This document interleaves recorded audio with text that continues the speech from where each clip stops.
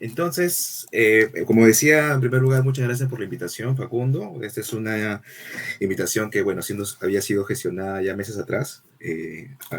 No habíamos tenido de repente llevarla a cabo en el mes anterior, pero bueno, por temas de agenda, recién se está dando a cabo en esta semana, ¿no? Esta semana de octubre. Muy bien, como un preámbulo a esta presentación, lo primero que quiero comentarles a todos los asistentes que están aquí, algunos que me conocen, algunos no. El fin de la presentación es un poco comentarles mi experiencia profesional, cómo ingresé a la universidad, brevemente, obviamente, qué estudios desarrollé y qué tips justamente les podría mencionar respecto a esta especialización, ¿no? En caso quieran seguir una especialización en cualquier rama, pero yo les vengo a hablar específicamente de la especialización en el rama de la econometría, ¿no? Justamente que es una materia que en este momento imparto en la universidad, ¿no? Como bien señalaba Facundo, en los cursos de Econometría 1, Econometría 2 y Econometría 3, ¿no? Si alguno me ha visto por ahí, ya me conocen, y si no me han visto todavía, porque todavía no llegan al curso, pues los invito gratamente a que puedan acompañarme en estos cursos. Bien, entonces, en cuanto a la presentación, esta va a ser una presentación que debería llevar a cabo entre 30 y 40 minutos, espero no extenderme más de eso. Es una presentación que tiene estas partes. Les voy a hablar un poco de la experiencia de la universidad. Primero, cómo fue que ingresé, qué estudios hice y cómo surgió mi interés en la econometría. Luego, en la parte 2, justo los cursos de interés, econometría y otros. La parte 3, la experiencia, tanto en prácticas. La parte 4, ya como cierre, la relación que tiene esta experiencia con los cursos que he llevado y de mi interés sobre todo, y finalmente la parte de conclusión y algunas recomendaciones que sí me gustaría tomar en cuenta de cara a la carrera, que entiendo algunos de ustedes ya han terminado y otros todavía están inmersos o están por acabar, ¿no? Dentro de poco. Muy bien. En primer lugar, les voy a comentar respecto a mi experiencia universitaria. Bueno, yo, como comentaba Facundo, soy egresado de la Universidad Nacional de Ingeniería en la carrera de Ingeniería Económica, el año 2004, ¿no? Bueno, en primer lugar, fue todo un tema de preparación. Yo acabé el colegio a los 15 años y a los 16 años ingresé a la universidad siendo economía ni siquiera mi primera opción. En la uni sucede que tenemos diversas opciones de un mismo canal. Mi primera opción era sistemas, porque mi papá era ingeniero de sistemas en San Marcos, pero finalmente caí en economía y cuando pude ver los tópicos de economía me enamoré bastante de esta materia, de este curso, y bueno, y ahora ya estoy metido justamente en el mundo de la economía y de forma muy grata, porque luego les voy a comentar que para mí, comparando economía con otras carreras, economía es una carrera bastante completa, donde ves full matemática, donde ves full programación, donde ves temas de desarrollo, temas de historia, y puedes participar en cualquier conversación con cualquier profesional en el mundo. Si en un momento se va a suponer que puedan viajar, con cualquier profesional en el mundo pueden hablar acerca de tópicos vinculados a economía, ¿no? Dado que la economía es una ciencia social, ¿no? Bueno, entonces, después que ingresé a la universidad, evidentemente, y les cuento un poco ahí... Profesor, un momento, disculpa por cortarle. Sí. Se está viendo nada más el slide de la primera PPT. Ah, sí, a ver, a ver. Ah, estoy que en el del aula, está en la primera cara. Y Ya, ahora sí entonces. está en la tercera, pero Ah, no está en ya. modo presentación. A ver, a ver, a ver. Si no, déjame darle. Eso a veces ocurre porque. Déjame compartir mi pantalla entonces. Le voy a dar compartición vista completa. ¿Ya? Para que. Porque a veces sucede que cuando se cuelga una ventana, luego no se ve. Entonces, ahora sí me confirman que se ve mi modo presentación de esta lámina de experiencia universitaria. Sí, profesor, ahora sí se ve. Ya, excelente, excelente. Entonces, bueno, les comentaba, bueno, esta era la lámina que no han visto, la lámina de las partes, bueno, se entendió lo que iba a decir. Entonces, estoy en la primera parte, en la parte de experiencia universitaria. Como les comentaba, ingresé en el 2004 a la Universidad Nacional de Ingeniería y respecto a la carrera en la universidad, yo egresé el año 2009, ¿no? Más o menos 5 años desde que ingresé. Y he dividido esta carrera universitaria en dos partes. ¿Por qué? ¿No? Porque, bueno, en la primera parte fue un poco el cambio, ¿no? de la que yo le llamo el cambio del colegio a la universidad, o sea, la adaptación, ¿correcto? Y los estudios generales en la carrera. Y a partir de la mitad, es decir, más o menos del sexto ciclo en adelante, hasta que terminé el 2000, yo le llamo ya lo asocio más a una parte ya de especialización, es decir, una parte donde se define no solamente eh, la línea de carrera que quieres seguir, sino también identificas qué brechas tienes justamente en línea de lo que vas a egresar finalmente, ¿no? Porque uno cuando ya ingresa a la universidad, y seguro les ha pasado a muchos, uno cree que en la universidad aprende todo. En realidad no es así, ¿no? En realidad la universidad te da los insumos para que tú luego puedas aprender más cosas. No necesariamente en la universidad, sino también en estudios en otras universidades, estudios de posgrado, cursos de especialización, entre otros. ¿No? Les voy a comentar de eso brevemente. Entonces, como les decía, la primera parte de la carrera universitaria, que yo la asocio hasta el quinto ciclo, llevando estudios generales, fue todo un proceso de adaptación, ¿no? Un proceso donde tú sales del colegio, ves que la universidad es algo diferente al colegio y donde vas aprendiendo todas las materias básicas para poder especializarte. Por ejemplo, en la uni llevamos matemática 1, 2, 3, 4, 5, 5 matemáticas, y luego vienen ya, a partir de sexto ciclo en adelante, los tópicos de macroeconomía dinámica, los tópicos de economía monetaria, los tópicos especializados en econometría, porque claro, hasta la primera parte de la carrera, el quinto ciclo, llevamos estadística, llevamos álgebra matricial, que son las bases para econometría, y llevamos de repente econometría 1, ¿no? Ustedes seguro han llevado en quinto ciclo econometría 1. ¿Y por qué econometría 1 no está considerado como curso de especialización? Porque econometría 1 sienta las bases nada más. O sea, econometría 1 te da un poco el tema de anotaciones, te da un poco acerca de los supuestos del modelo, que obviamente son supuestos que se van a ir levantando conforme el modelo se quiere hacer más especializado. Por eso que los cursos de econometría 2, econometría 3, que son tópicos a nivel de microdatos o a nivel de tópicos de series temporales o tópicos de machine learning, por ejemplo, ya son tópicos vinculados más a la línea de carrera, y por eso yo los he clasificado ya en la segunda, como la parte de la segunda mitad de la carrera, que es la parte de especialización. Entonces, como les decía, toda la primera parte es aprender lo básico, ¿correcto? Entonces, eso significa que si aprendes muy bien la primera parte, la segunda parte deberías estar también muy bien. Pero ¿qué suele pasar? Y seguro les ha pasado también a ustedes, y a mí también. Suele pasar que en este proceso de adaptación, normalmente uno tiene la misma idea que el colegio, ¿no? O sea, salir bien en el examen, aprobar el curso correcto y seguir, ¿no? Sin embargo, si uno llega con esa idea a la segunda mitad de la carrera, es decir, sexto ciclo hacia arriba, es ahí donde uno evidencia o adolece de ciertos problemas, ¿no? Por ejemplo, si tú has llevado estadística y luego llevaste econometría porque pensaste que solamente estaba asociado a estadística y pasaste econometría por pasar econometría 1, en econometría 2 y econometría 3 ya te ve muy mal, ¿no? Y muchos de mis exalumnos o alumnos en este momento lo reconocen, ¿no? Porque justamente me dicen, oye, estoy en econometría 2, pero había una cosa que yo no había visto en econometría 1, o había visto una cosa que no he visto en econometría 3, que series de tiempo.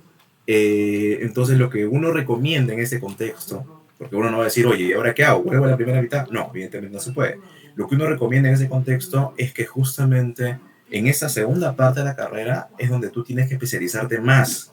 Y con especializarte más no solamente me refiero a que tienes que llevar solamente los cursos de la universidad, sino también ya explorar otras fuentes de información, o llevar otros cursos, o también ahora navegar en Internet, ¿no? En Internet tenemos muchas herramientas virtuales, cursos en YouTube, cursos en el Meet, cursos gratuitos de software aplicado, entre otros, ¿correcto? O sea, tenemos mucho más información.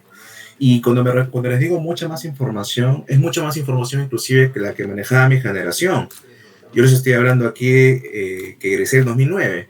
Cuando yo egresé en el 2009, por ejemplo, no eran populares en econometría los modelos Machine Learning, o los modelos de Deep Learning, o los modelos no lineales bayesianos, por ejemplo, que están muy de moda. ¿Por qué razón? Porque cuando yo egresé, el contexto era diferente, ¿no? Teníamos un contexto donde las herramientas computacionales no eran tan avanzadas como lo son hoy en día, donde la información en Internet no era tan abundante como la que hay hoy en día, y que justamente genera de que ahora todo profesional que egresa en esta nueva era tiene que tener justamente todo ese background, ¿no? Tú tienes que saber inglés, por ejemplo, si quieres saber revisar materiales nuevos, tú tienes que saber programar si quieres entender cómo se aplica modelos Markov Switching, por ejemplo, o tienes que revisar alguna aplicación de modelos no lineales, etcétera, etcétera y etcétera. ¿Okay? Pero bueno, retrocediendo a mi propia experiencia, yo les comento que en esta segunda mitad, justamente buscando una mayor especialización, y yo les recomiendo también hacerlo, llevé 2 cursos de extensión. En el año 2009, justamente el año que egresé, en el verano específicamente, llevé el curso de extensión universitaria del Banco Central, que fue un reto grande porque el nivel de competencia, el nivel de exigencia del curso y la forma en la que se lleva, que son 3 meses encerrados en el banco, evidentemente es un cambio drástico respecto a la mecánica que uno estaba acostumbrada usualmente, ¿no? Que era estudiar en la universidad, manejar sus tiempos. No, no, este es un curso contra la carrera, ¿no? Inclusive en un curso donde te evidencia que a veces el desarrollo de un examen o el éxito de un examen no solamente involucra el que tú sepas todo, sino también la forma en cómo resuelves un examen. ¿Por qué? Porque en el Banco Central nos ponían exámenes, por ejemplo, de 2 horas, pero muchos no acababan el examen. ¿Y quiénes acababan el examen, o casi acababan? Aquellos que habían gestionado mejor sus tiempos. Por ejemplo, ¿no? Teníamos un examen con distintas preguntas de nivel de dificultad, y lo que tenías que hacer era resolver las preguntas más fáciles, sin que te des cuenta que tenían más puntaje, y luego al final cerrar la más difícil, ¿no? O sea, pero eso involucraba revisar un examen del inicio, luego ver la parte final y luego regresar al medio, por ejemplo. Lo que uno hace normalmente en la universidad es hacer el examen de forma lineal, ¿no? Es decir, el inicio, la parte del medio, la parte final. Y a veces hacerlo de esa forma genera que no hagas una distribución eficiente del tiempo y la distribución eficiente de tus recursos, ¿no? Porque cuando tú acabas un examen y acabas con la última parte más difícil, evidentemente estás más cansado o ya estás más ansioso porque va a acabar el examen, etcétera, etcétera. ¿Okay? Entonces son los primeros tips que yo les doy de cara a alguna preparación intensa que tengan eventualmente en esta segunda mitad de la carrera que les comentaba, ¿no? Bueno, luego de que egresé el 2009, evidentemente con el fin de diferenciarme y no ser una persona solo egresada, busqué obtener mi título universitario. Mi título universitario de ingeniero, en mi caso, lo obtuve en el 2013. Eh, este título lo obtuve a partir de una investigación. En ese tiempo yo trabajaba en la superintendencia de valores, específicamente viendo todo lo que es negociación de renta variable, renta fija, mercados secundarios, en la Bolsa de Valores de Lima, y tenía vinculado a la cotización de las acciones, ¿no? En este caso, la investigación que hice fue una investigación vinculada a lo que llama la eficiencia en la generación de precios de cierre, ¿no? Si algunos aquí están muy interesados en finanzas, lo que busca evidenciar esto es que cuando hay una fase de cierre de negociación de rueda de bolsa, se busca normalmente que estos precios que se forman sean eficientes, ¿no? Y lo que ocurre es que en el mecanismo de negociación de cierre de rueda de bolsa hay una fase que se llama subastas de cierre. Entonces, lo que yo evidencié en este contexto es ver si esos precios de cierre al día siguiente se mantienen en el mismo nivel, ¿no? Y claro, no, la idea es esa, pero en el fondo lo que hice fue aplicar un análisis de diferentes acciones y en base a distintas ruedas de bolsa y justamente ver que esa variación de precios responde a fundamentos y no a evidencia, por ejemplo, de manipulación, ¿no? Bueno, que ocurre evidentemente en la negociación de rueda de bolsa. Bueno, en el 2015, siguiendo también buscar especializarme, culminé los estudios de posgrado en la maestría de Economía en la Pontificia Universidad Católica del Perú. En este caso, también fue una maestría bastante retadora. ¿Por qué? Porque, bueno, en lo personal, yo ya había formado una familia, tenía otras responsabilidades, y bueno, sumado a eso al trabajo, obviamente llevar esta maestría fue más complejo. Entonces, lo que yo les recomiendo como un tip desde lo personal es que si quieren hacer un estudio de posgrado, lo hagan muy, muy, muy de forma inmediata, de forma posterior a que acaban o sacan el título. ¿Por qué? Porque evidentemente si tú llevas un curso de posgrado, no solo acá en Perú, sino fuera, necesitas la mayor parte del tiempo y la mayor concentración del mundo. ¿Ok? Entonces, esto significa que tienes que llevar mucho de tus recursos, tu tiempo personal, a poder llevar con éxito una maestría, ¿no? Sobre todo si es que la maestría apunta justamente a que tú eh, evidencies en el mercado laboral que estás buscando diferenciarte de los demás, ¿no? O sea, llevar hoy en día un posgrado ya es una necesidad, es lo que les estoy diciendo, ¿no? O sea, no solamente basta con egresar, no solamente basta inclusive con llevar cursos de extensión, sino también con llevar un curso de posgrado, ¿no? Puede ser también no una maestría, sino de repente un diplomado.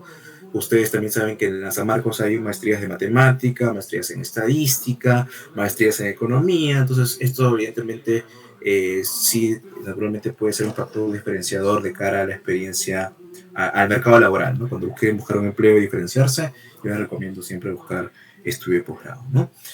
Bueno, y en el caso del estudio de posgrado, la investigación que hice, perdón, también fue una investigación vinculada al tema de finanzas, en este caso nuevamente a formación eficiente de precios, pero o formación eficiente de precios de un ETF, ¿no? Es un activo vinculado a una canasta de acciones o cualquier otro valor, y en este caso hice la medición de la formación de precios eficiente del ETF EPU, ¿no? Que replica la cartera de Morgan Stanley de acciones peruanas.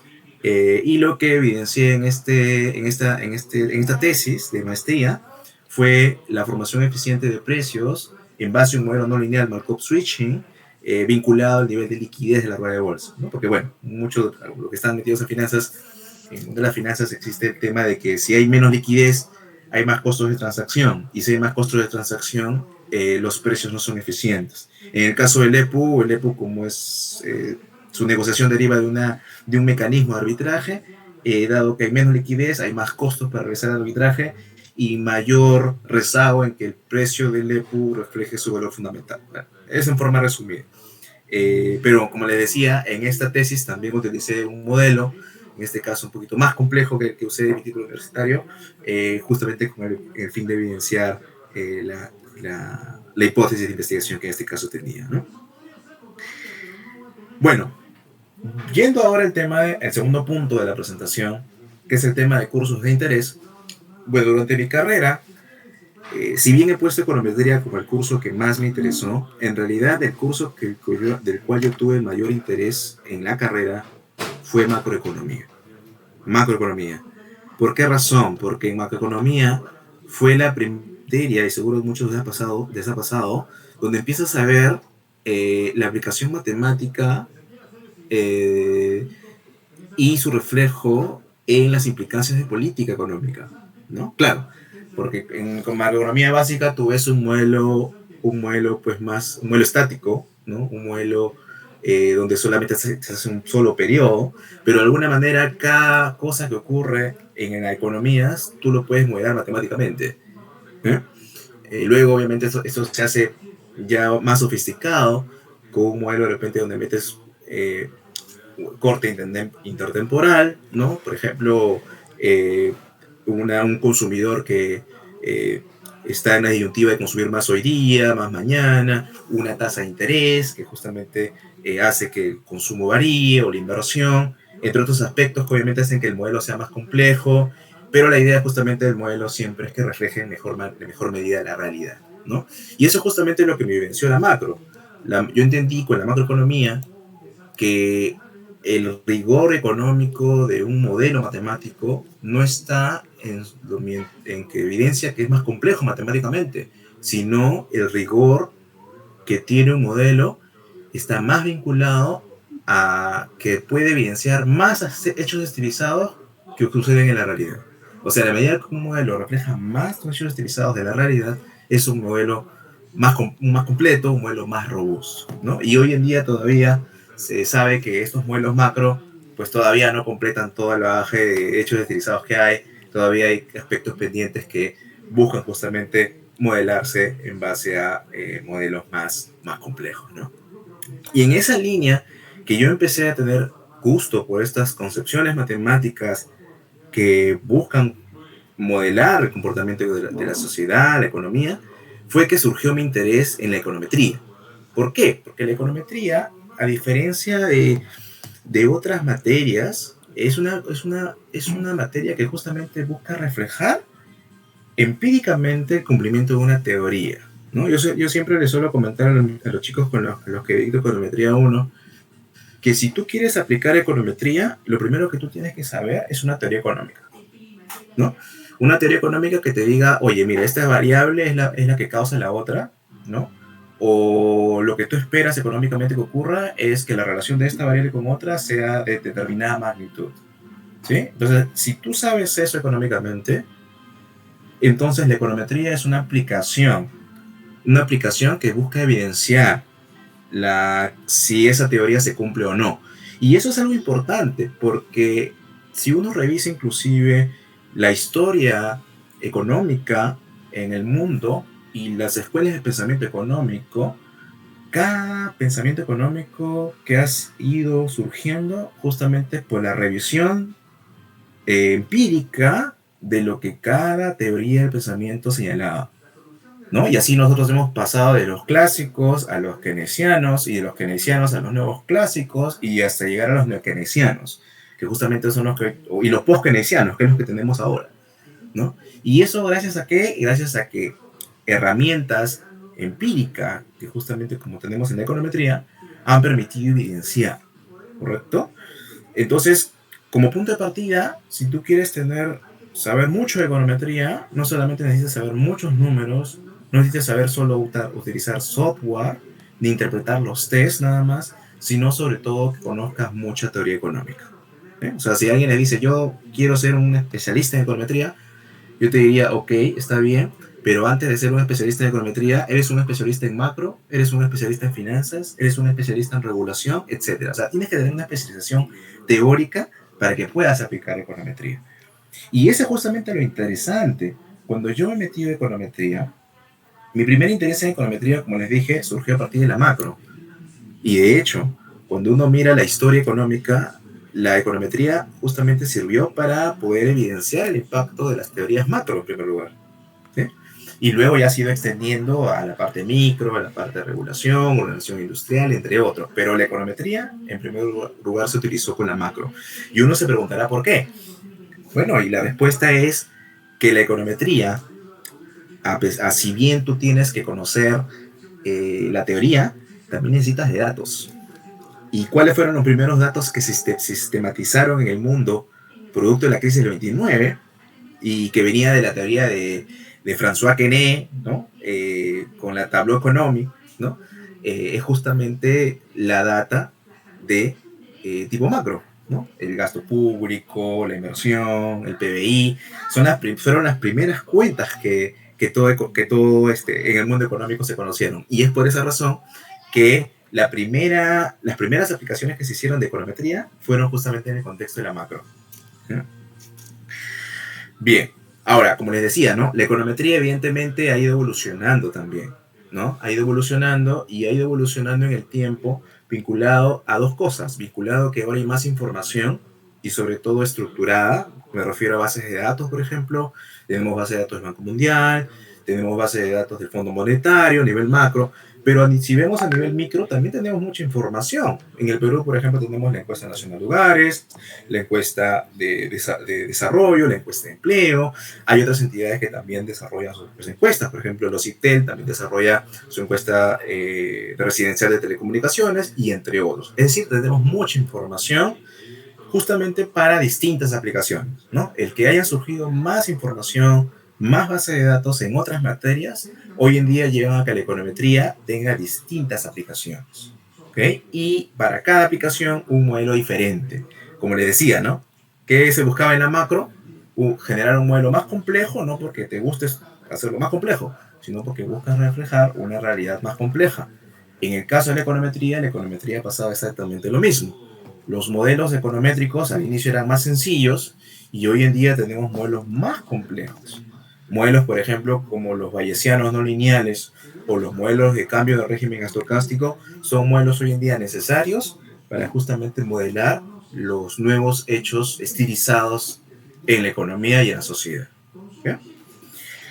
Bueno, eso es un poco de resumen, el interés que les quiero mostrar de por qué para mí es muy importante saber econometría. O sea, el que yo sepa econometría no me hace a mí econometrista, sino considero que saber econometría nos hace hoy economistas. ¿Por qué? Porque significa que tienes que saber de todo, porque significa que tienes que conocer mucho de base de datos y porque hace que el economista sea científico. Recordemos que la ciencia que dice, la ciencia nos dice que tú partes de una teoría, formulas una hipótesis y lo que hace la ciencia es poder utilizarla para poder contrastar si esa hipótesis es cierta o no, o que con la evidencia que tenga se puede rechazar o no. Eso hace la econometría. Es decir, economista que no sabe econometría no es economista, creo yo. Porque la econometría es justamente lo que hace que un economista sea científico social. ¿Ok? Entonces, eso ténganlo muy en cuenta. O sea, la econometría es una necesidad. Si a algunos no les gusta, es un mal necesario. Pero de aquellos que les gusta, bien por ello. ¿Ok? Bueno, bueno, luego les quería comentar un poco acerca de los cursos complementarios que he llevado. Bueno, como ya les había dicho, llevé los cursos de extensión universitaria, pero también, evidentemente, con el fin de mitigar las brechas que yo tenía dentro de la carrera, yo llevé en la segunda parte de la carrera, antes de llevar el curso de extensión del Banco Central, algunos cursos de especialización en econometría aplicada, ¿no? También, como les había dicho, mis tesis han estado vinculadas a temas de finanzas, sin descuidar la econometría. Y bueno, para reforzar la teoría, he llevado diploma en finanzas, he llevado diplomados en gestión de portafolios de inversión, también he tenido que llevar un diploma en gestión pública vinculado a la labor de funcionario público que tengo. Y sobre todo, y esto sí seguro muchos de ustedes ya han identificado, creo que no es algo que yo les tenga que decir para que se den cuenta, la necesidad de tener que llevar cursos de software aplicado, ¿no? En mis tiempos, los cursos de moda eran Stata, era EViews, ¿no? Era Visual Basic, ¿no? En ese tiempo. Pero hoy en día, no solamente tenemos esto, ¿no? MATLAB, de repente también me olvidaba, sino también tenemos otros software que están muy de moda. Y están muy de moda justamente porque son de software libre, ¿correcto? Chicos, ¿me escuchan? Sí, porque creo que se me ha ido el audio. Sí se me escucha, ¿no? Sí, profesor. Ok, gracias. Entonces les decía, hoy en día tenemos cursos gratuitos, ¿no? Cursos no gratuitos, perdón, software gratuitos. Por ejemplo, RStudio, tenemos Python, tenemos software también para macro, ¿no? JMulti, por ejemplo, tenemos Gauss, entre otros software que lo que han hecho es que toda la comunidad académica desarrolle librerías y estas librerías pueden tener distintas aplicaciones. ¿Ok? Ahora, nuevamente, como les decía, tampoco interpreten que saber más de econometría significa saber más softwares. Es necesario, sí, aprender más softwares. Es necesario, sí, aprender más librerías. Pero como les dije, sin descuidar la parte de la teoría, la parte de la teoría económica, o la teoría financiera, o la teoría de la regulación, etcétera, que es decir, el campo en el cual se quieren especializar. ¿Sí? Entonces, claro, y obviamente como después de la carrera, evidentemente va a haber nuevas materias, tópicos que van a surgir, lo que yo les recomiendo también en esa línea, las capacitaciones que yo he tenido, es que ustedes se sigan especializando, o sea, desde que egresen y cuando sigan su línea de carrera, van a surgir nuevos modelos, van a surgir nuevos software, van a surgir nuevas teorías. Entonces ustedes tienen que estar todo el tiempo atentos a esos avances, o sea, no pueden descuidar.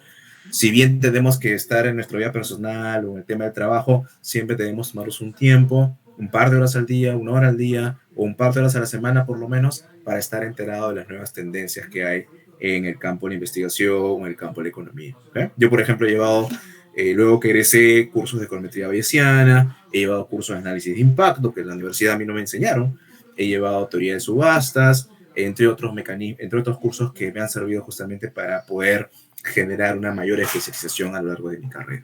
¿Eh?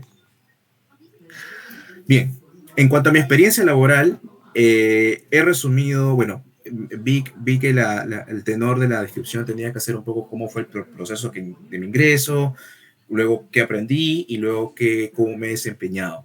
Esto justamente porque sé que muchos de ustedes están en este proceso, ¿no? En este proceso de postular y tener algunos tips, ¿no? Unos tips que no solamente ven en esta charla, sino también he visto que han tenido en otras. Bueno, yo les comento, y le he puesto en orden justamente aquí de las experiencias que he tenido. Yo primero ingresé a practicar al Banco Central de Reserva, tuve la suerte de hacerlo. Yo llevé mucho en la uni, de macroeconomía dinámica, un curso de octavo ciclo, antes de ingresar al curso de extensión. Y gracias al esfuerzo que tuve, pude quedar primer puesto en ese curso en la universidad y justamente lo dictaba un profesor que era PhD de Banco Central, que había regresado recién de la London.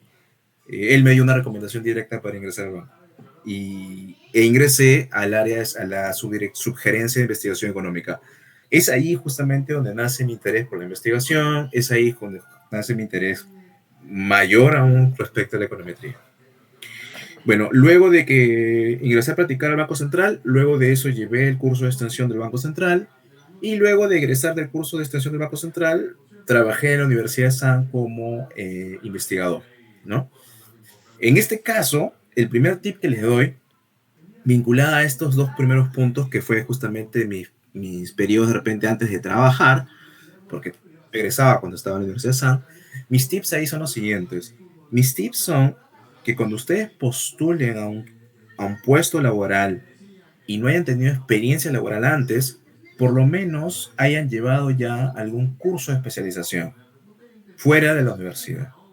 Por ejemplo, ¿no? Un curso en R, un curso en Python, un curso en econometría, que permita justamente evidenciar al empleador que ustedes tienen interés por aprender, ¿no? Tienen aprender por aprender, o que inclusive sin haber tenido experiencia laboral, cuentan con las herramientas para poder desempeñarse hoy en día en este mercado laboral, ¿no? Sobre todo en la parte de manejo de bases de datos, por ejemplo, o por ejemplo el tema de hacer algún tema de proyecciones, ¿no? O sea, cosas que han visto en la universidad, ¿no? En la universidad, por ejemplo, en el curso en Econometría 2, yo les enseño a los chicos a hacer proyecciones de series de tiempo, dinámicas, estáticas, etcétera, y eso lo podrían aplicar como un primer aspecto dentro de la experiencia, dentro del inicio de su experiencia laboral.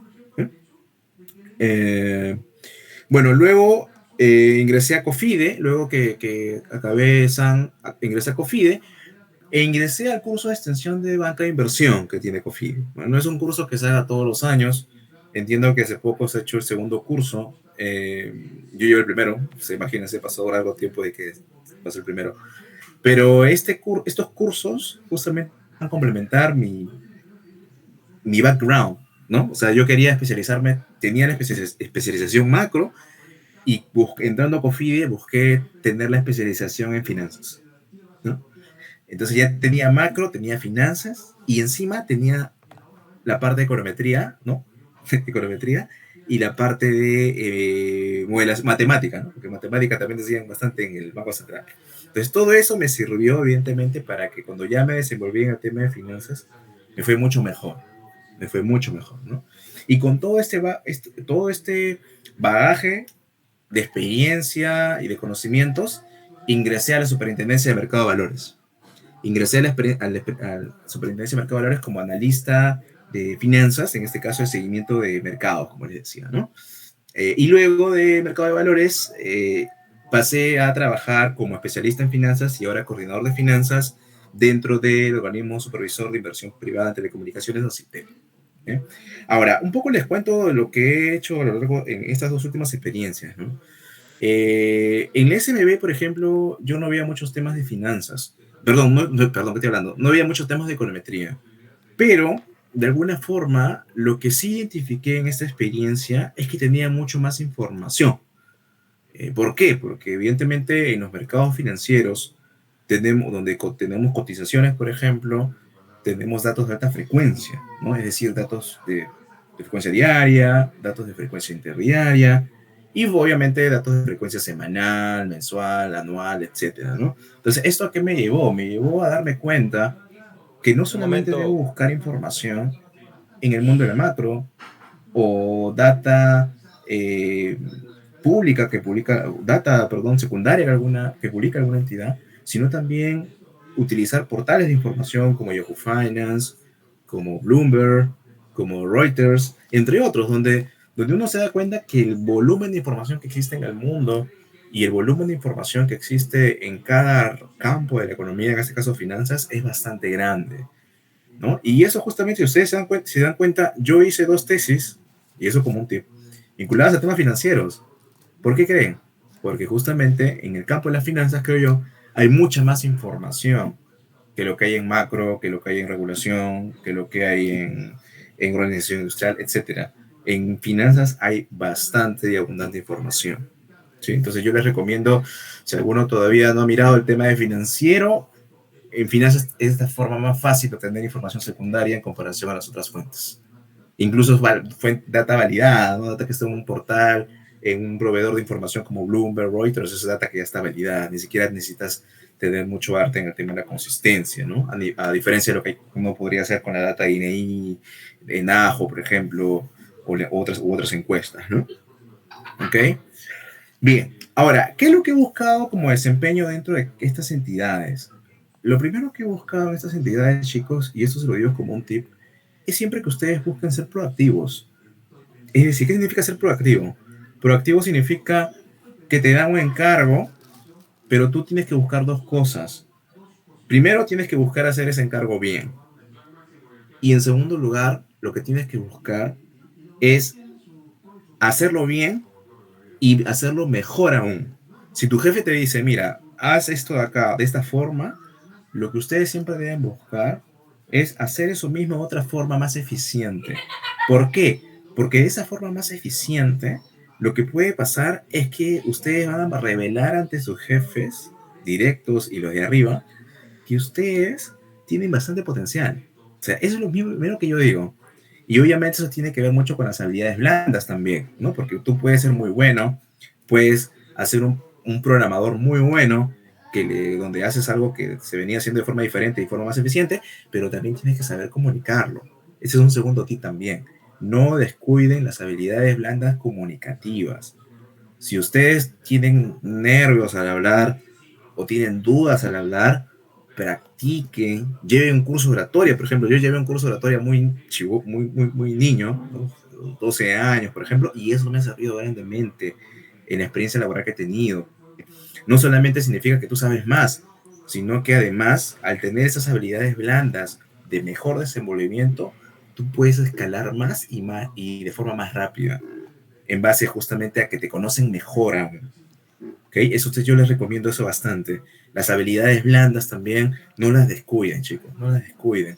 Las relaciones working, laborales, que te conozcan, no las descuiden, chicos. Por ejemplo, yo les comento,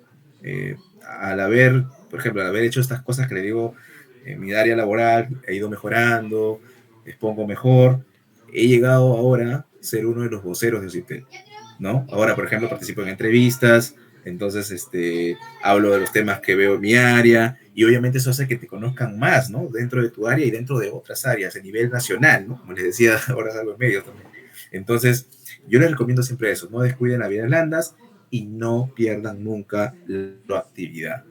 Y si ustedes creen que algo no se está haciendo bien o creen que están estancados, nunca se queden ahí, busquen migrar siempre a otro lado, sobre todo si están muy jóvenes, ¿sí? Recuerden que a veces, si ustedes están mucho tiempo en un punto laboral y creen que se están estancando, si ustedes dejan pasar mucho tiempo, cuando quieran dar el salto ya no va a ser muy tarde. O sea, miren siempre el costo de oportunidad de no hacerlo a tiempo. ¿Sí? Siempre busquen la forma de cambiar rápidamente si es que algo no les gusta. Yo les cuento una experiencia justamente vinculado a eso.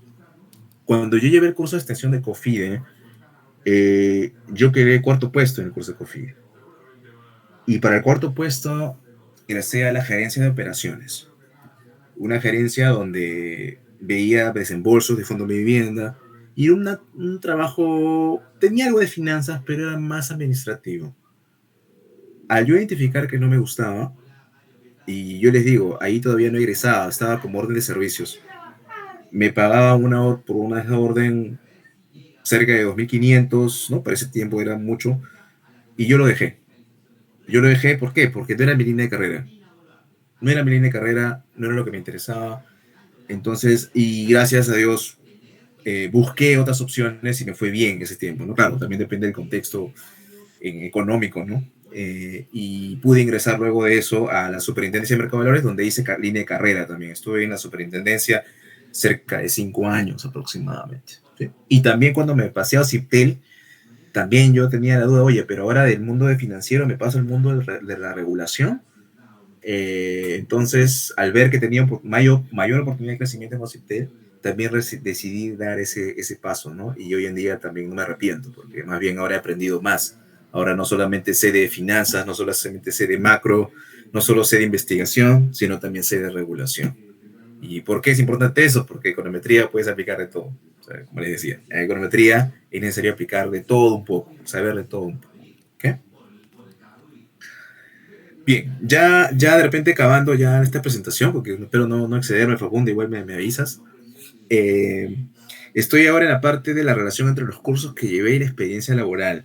Y les voy a comentar acerca de 5 puntos principales. Puedo haber visto muchas cosas, pero la experiencia que les voy a comentar a continuación tiene que ver con la econometría, ¿no? En primer lugar, eh, la econometría te sirve para hacer estimaciones, ¿no? Por ejemplo, en el campo de la economía, ustedes pueden estimar curvas de demanda y en ese contexto hacer un análisis de impactos marginales, ¿no? Pero ¿qué significa hacer un análisis de impactos marginales?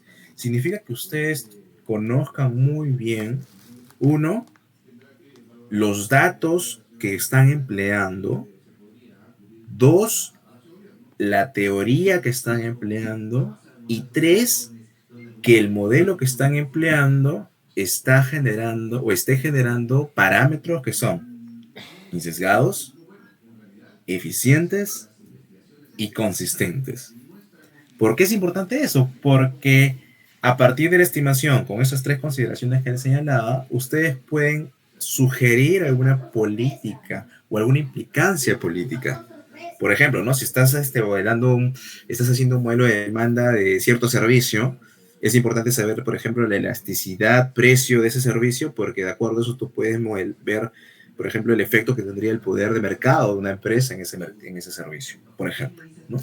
Y se podría hacer cálculos de impacto en el bienestar de la sociedad, ¿no? Justamente por eso hacemos estimaciones de curvas de demanda, ¿no? Entonces, como primera sugerencia sobre el uso de la econometría, yo les diría, conozcan muy bien sus datos, conozcan muy bien su teoría y luego conozcan muy bien el modelo que están empleando. Y cuando me refiero al modelo econométrico que están empleando, eso significa que ustedes sepan muy bien qué supuestos tiene ese modelo, porque todo modelo econométrico tiene supuestos. Si alguno de esos supuestos no se cumple, entonces toda su aplicación, su estimación, perdería validez. ¿Ok? Entonces siempre tengan en cuenta eso. Tienen que tener un modelo totalmente consistente con los datos y totalmente consistente con la teoría que quieran trabajar. Ahora, ¿qué implicancias tiene esta recomendación? ¿No? Esto tiene como implicancia que ustedes, en el campo de la econometría, si quieren dedicarse a la investigación, por ejemplo, tienen que conocer todos los tipos de modelos econométricos que hay. Porque todo modelo econométrico tiene ventajas y tiene desventajas. Y otro modelo econométrico, por ejemplo, busca rescatar la desventaja que tenía el modelo anterior, ¿no? Entonces tienen que conocer todo eso para que ustedes puedan emplear el modelo adecuado en el contexto adecuado. Lo segundo también que tienen que manejar, y esto también es el laboral que les comentaba, es que tienen que saber manejar bases de datos. Hoy un econometrista que no maneja sus propias bases de datos y no sabe qué datos está trabajando, también podría tener un problema muy grande, ¿no? No hay mejor cosa, chicos, chicas, que uno mismo elabore su propia base de datos. No hay mejor que eso, porque tú sabes qué limitaciones hay, qué tratamiento de datos has hecho y eventualmente qué ajustes posteriores podrías hacer a esa base de datos. O, por ejemplo, qué proxy utilizar, ¿no? En econometría hay mucho de variables proxy. Para que tú plantees variables proxy, necesitas saber mucha teoría.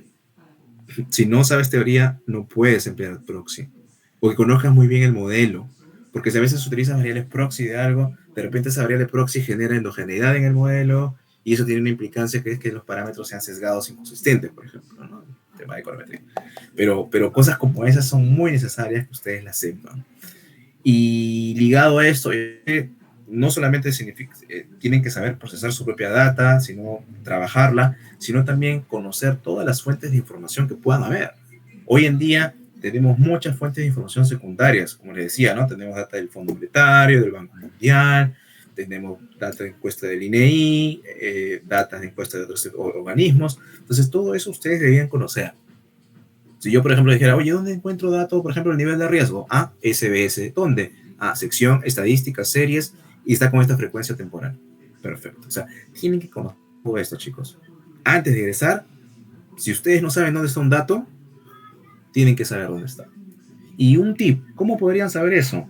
Si ustedes leen gestión o otro medio impreso, digital, siempre está la cita de la fuente. Revísenla. Cuando vean una noticia, siempre revisen el cuadro y miren la fuente. Y si no lo habían visto antes esa información, ustedes mismos ingresen a la fuente. Siempre, siempre. Y la idea, mientras que ustedes sepan más fuentes de datos, van a poder explotar más los modelos, la teoría económica que sepan, para poder desarrollar modelos econométricos.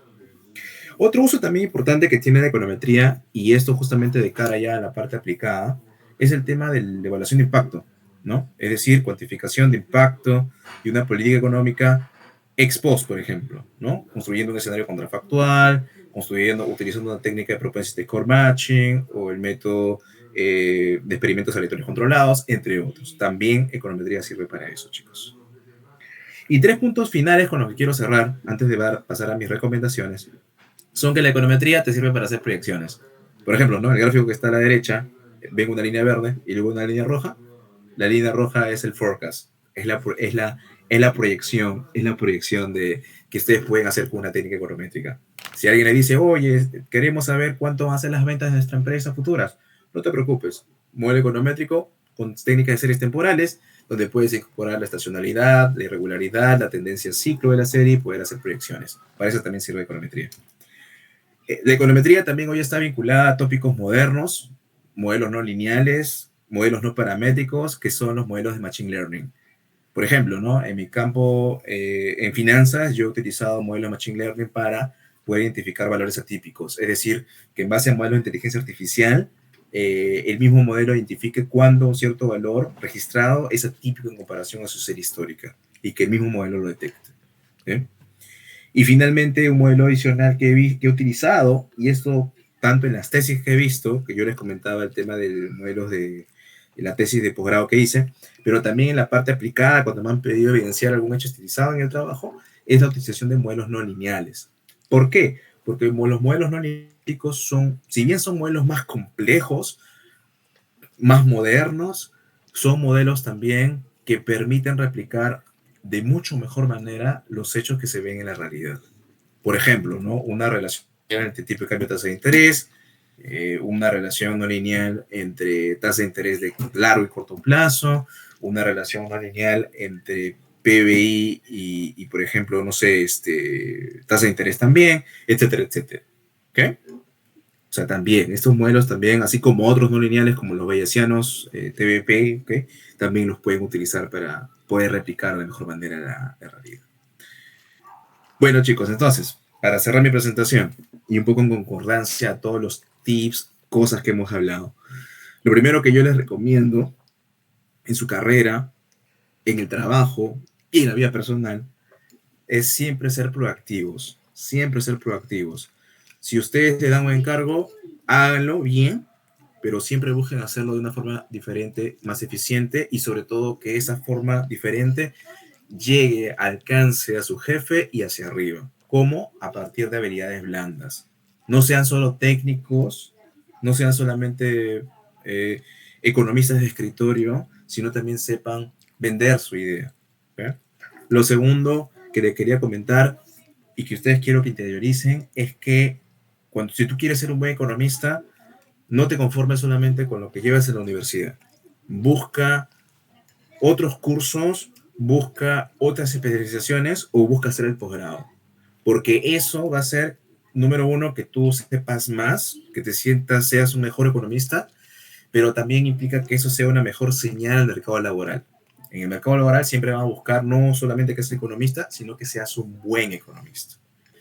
Lo tercero que te quería decir es que si tú identificas alguna brecha, por ejemplo, en el uso de software o en el manejo del inglés o en el tema de que no sabes muy bien cómo se emplean diversos modelos para determinada aplicación, traten de corregirlo oportunamente. Es decir, no esperen a egresar para recién hacer estas correcciones. Si ustedes identifican que en algún curso, en alguna materia o en algún tema que ustedes han visto que en el campo laboral se está aplicando mucho y ustedes no lo saben, busquen hoy tratar de entender eso que les falta.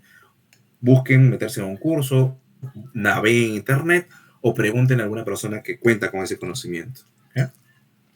Lo otro que les quería decir es siempre mantenerse actualizado. Yo les hablaba de que, uy, perdón, les hablaba de siempre manejar bases de datos, que ustedes conozcan la realidad económica, las teorías que salen. Entonces yo les recomiendo lo siguiente, que es lo que yo hago puntualmente. Podrían hacer ustedes de forma diferente.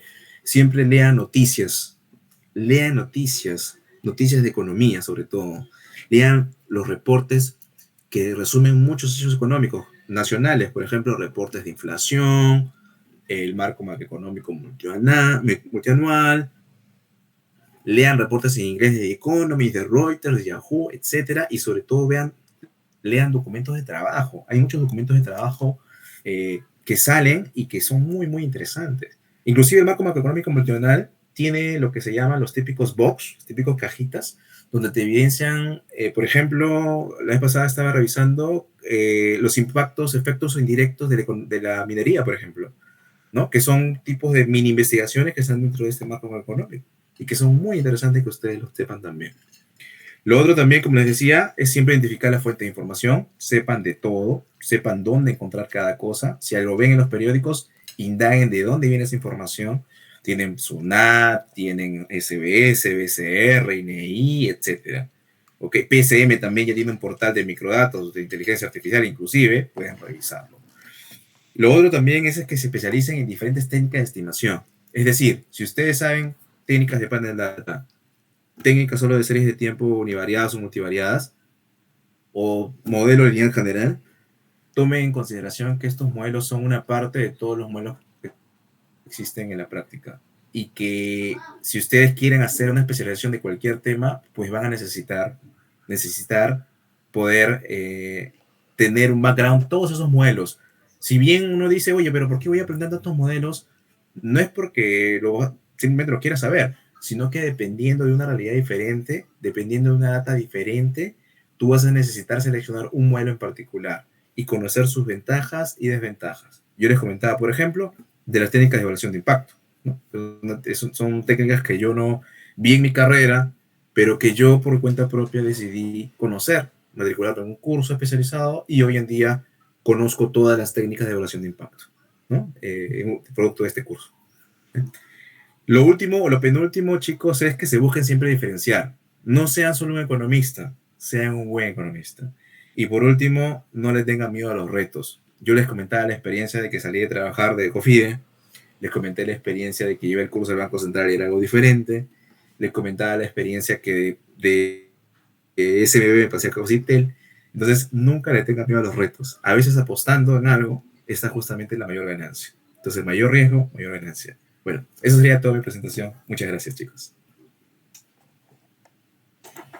Muchas gracias, profesor.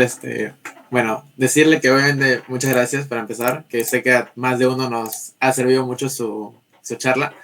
Y bueno, antes de iniciar la ronda de preguntas, en el link en el chat del Meet estoy mandando una encuesta de satisfacción que vienen al final. Vamos a hacer un sorteo de 2 semibecas de nuestro aliado Academo para un curso de economía y finanzas que lo explicaremos al final.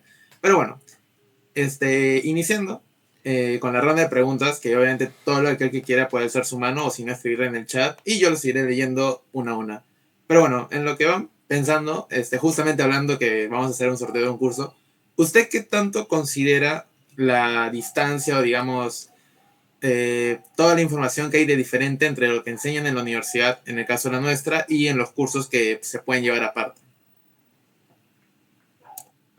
Mira, en realidad, desde la óptica de econometría, en realidad la currícula de la universidad, salvo algunos puntos, es completa.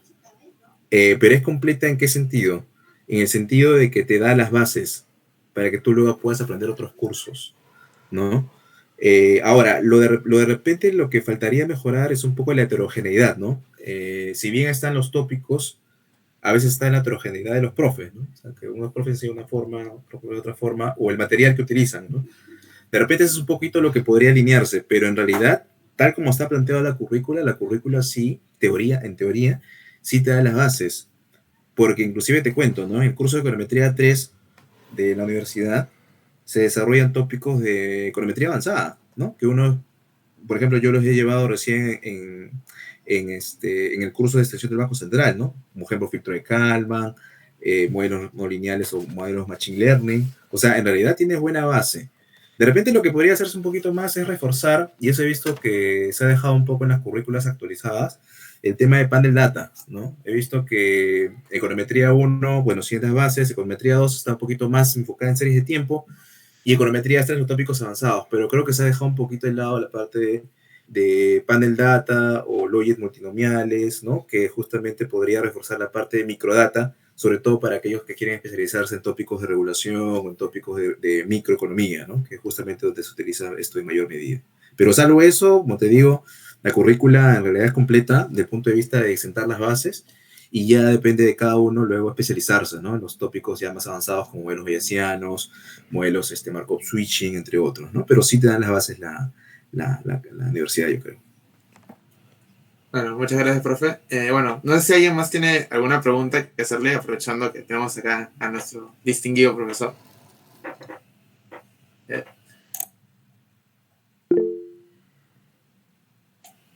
Adelante, Arrasada. Profesor, buenas noches. Primero que nada, felicitarlo por la clase que nos ha presentado. Si bien es cierto, es un corto tiempo y algo resumida. Me hubiese gustado que sea más tiempo. Siendo más claro y conciso, profesor, ¿usted cree que la econometría aplicada como bien sabemos, nosotros somos economistas, también se pueda dar, por así decirlo, una ideología a lo que viene a ser el ámbito de la innovación, cosa que en el Perú no se ve mucho? Pero sin embargo no se ve mucho por el lado de empresas, por así decirlo, grandes, porque ya están consolidadas. Sin embargo, sabemos que el Perú cuenta con más del 70% de informalidad y esa informalidad justamente se ve denominada, pero no hay, por así decirlo, un régimen tan bien especificado para las MIPE. Claro.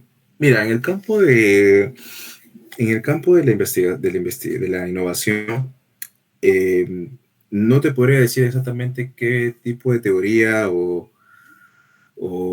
datos podrías utilizar, ¿no? Dado que yo, en lo personal, no he tenido experiencia con este tipo de datos.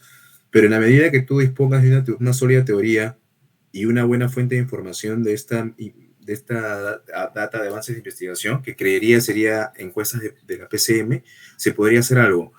Claro, siempre está ahí la limitación de la informalidad que tú señalabas o el tema de que mucha de la información que se dispone está a nivel de las datas de las empresas grandes, ¿no? Y eso es justamente un reto porque a veces la econometría, frente a la falta de disponibilidad de datos, pues no tiene mucho campo de acción, ¿no? O sea, si tú quieres hacer econometría, necesitas mucho de data, o prácticamente de data. Si no tienes data, no lo puedes hacer. Entonces, lo que podría hacerse en ese contexto, estimado Cristian, es de repente recurrir a otras metodologías, ¿no? Recordemos que la econometría no es la única forma con la cual tú puedes evidenciar hoy en día si una teoría se cumple o no, sino también, por ejemplo, tienes modelos microfundamentados, ¿no? Por ejemplo, la macro, si vamos a la macro, por ejemplo, hoy tiene estos modelos DSG, ¿no? Modelos dinámicos estocásticos de equilibrio general, que contrastan justamente con lo que reflejan los modelos econométricos, ¿no? Y lo que se ha hecho en esa línea es justamente que hoy los modelos bayesianos han armonizado esas dos escuelas, ¿no? Esas dos vertientes de investigación.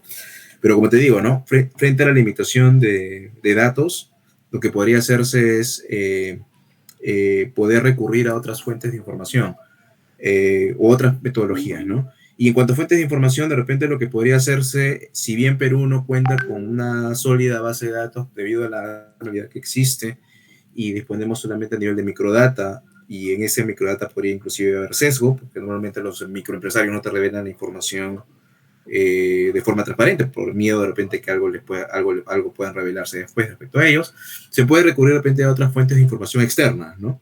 O sea que puedes utilizar, por ejemplo, data de OECD, etcétera, etcétera, y luego en base a ciertos criterios particulares podrías llevarlo o aterrizarlo hacia la característica particular del caso peruano, ¿no? Obviamente con sus limitaciones que pudieran haber, ¿no?